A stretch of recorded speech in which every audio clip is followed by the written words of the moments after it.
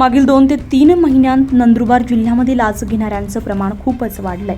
तसेच शिक्षण विभागाच्या अधिकाऱ्याला लाचलुचपत प्रतिबंधक विभागाने 50,000 रुपये लाच घेताना रंगेहात पकडले।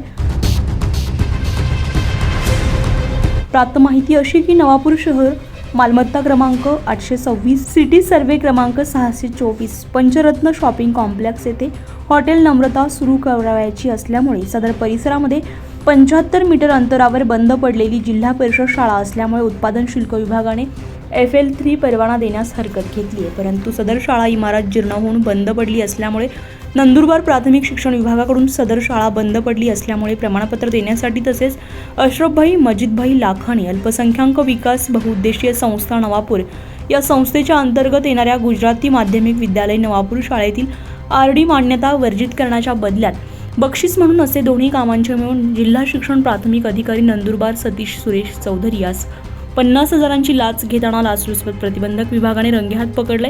त्याच्यावर नंदुरबार शहर पोलीस ठाण्यामध्ये गुन्हा दाखल करण्यात आलाय। ही कारवाई नितीन पाटील पोलीस निरीक्षक लाचलुचपत प्रतिबंधक विभाग नाशिक यांच्या पथकाने केली आहे।